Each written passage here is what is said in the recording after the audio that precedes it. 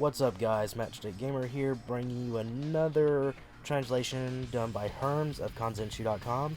For those you don't know who Herms is, he's a staff member over at Kanzenshuu that does a lot of translations of various interviews and things like that that were done with Toriyama, Toyotaro, various staff members that worked on the anime, manga, etc., etc., etc. Well, Herms also has a Twitter, and this is where I often go to get a lot of my translations from him.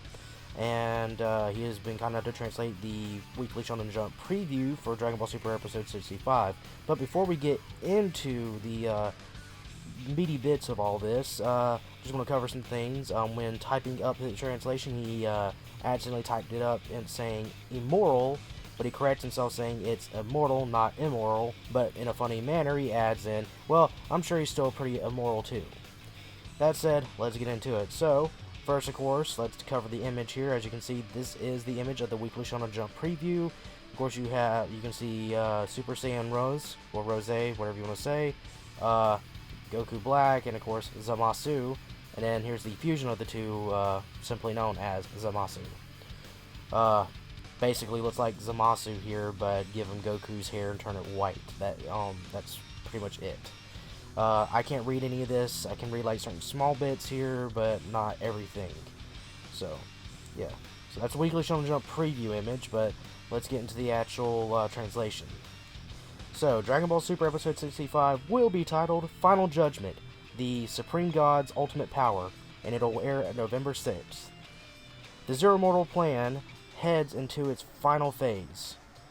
Goku Black and Zamasu have merged via the Potara. Now they've evolved into a fearsome foe, sporting both an immortal body and formidable fighting power. What's more, merged Zamasu emits a wall of light that eliminates all it touches, and yet Goku and Vegeta don't lose their fighting spirit.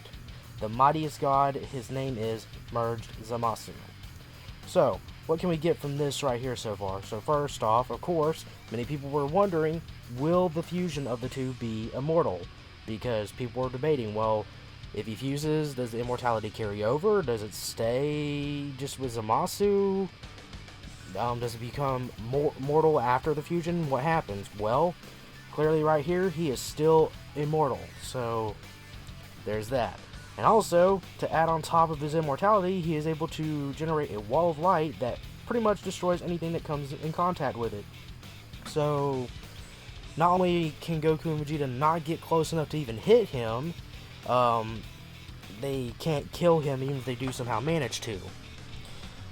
But let's go to the next bit here. Returning to the showdown with Zamasu, Trunks resolves to fight Zamasu in order to protect the people of West City. With the two senzu he received from Mai in hand, he heads for Zamasu. So, Trunks, of course, being Trunks, the guy he is, he decides, okay, I'm going to go and try to fight Zamasu. I'm guessing he doesn't know that Zamasu has this weird power that he has right now, where he can emit this light, and not to mention he's probably unaware of the fact that this fusion's immortal. But, ignoring all that, he takes the two senzu he got from Mai and heads on over there. Now, we've seen in the preview at the end of the episode that Goku and Vegeta look like they're pretty well beat up by the fusion. They're on the ground, so I'm guessing Trunks will arrive, hand Goku and Vegeta a senzu bean each, and have them eat it so that way they can get their power back to go and try to beat the crap out of Zamasu again. So, that said, how the heck are they going to beat this guy? How the heck are they going to beat Merged Zamasu, or if you want to just be simple, Zamasu? How are they going to beat him? He's immortal, so he can't die. And he has a wall of light that keeps you from getting close to him. So, if Goku and Vegeta fuse, they're going to need to do two things. Somehow, or if they don't fuse, regardless, they're going to need to do two things. One, find a way to get past this wall of light. And then two, shut off Zamasu's immortality. So, how are they going to do that? It's a good question. I don't know how they're going to do it. If they fuse, I guess they could try to say, oh, well, Vegito is strong enough to where he can get past the wall of light, but then there's still the issue of the immortality. They have to figure out how to shut that off. So, how do you shut off the immortality? And by the way, a lot of people seem to be confused about the immortality. They sit there and say, oh, well, if he's powerful enough, they can kill him. Thinking, like, Omni King can kill him because he's Omni King. Well, if you are truly immortal, you can't be killed by any means. A lot of people seem to be misunderstanding that. Yes, there are a lot of fictional entities out there like vampires and stuff that are air quotes immortal, but let me be clear in saying this, that their type of immortality is closer to a semi-immortality. What that means is they're immortal until you do a very specific thing. For example, stake them in the heart or throw them out in the sun, something like that. With Zamasu, he doesn't have something like that you can exploit. He is a true immortal. He's not semi-immortal, there are no weaknesses.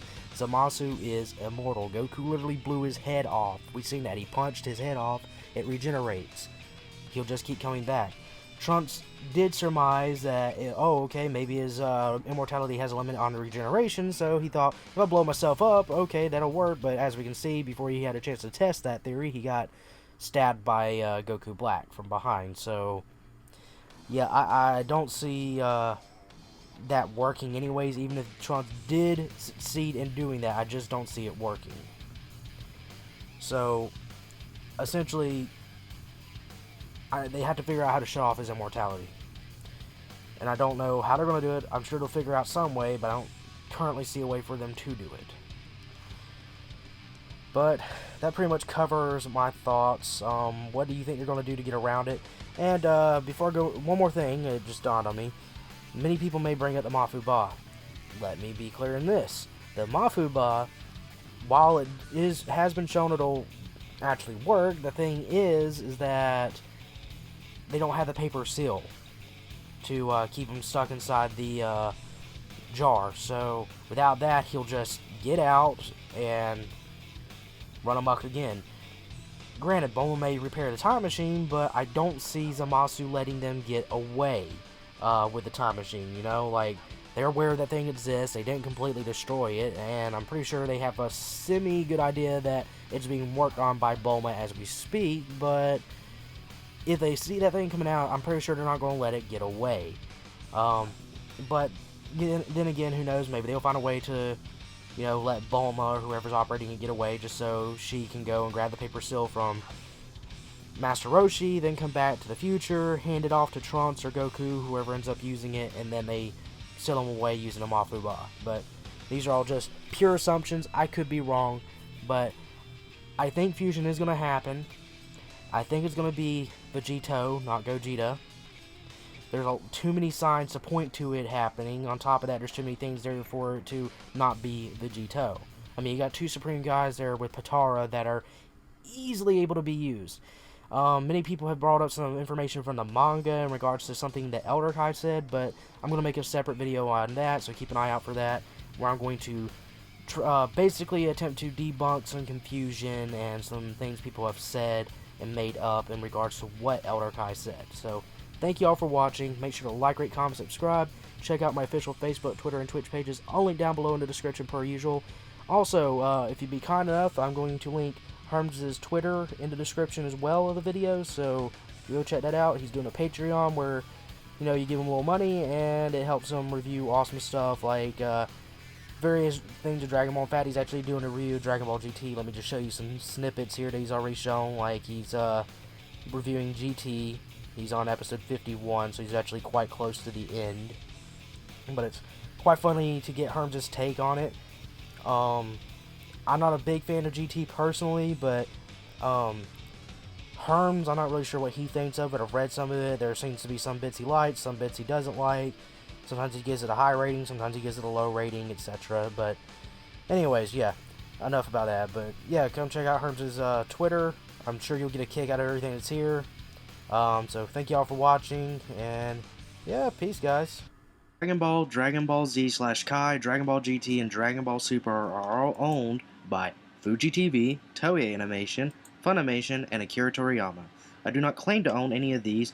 The video and any images that appear were used under fair use.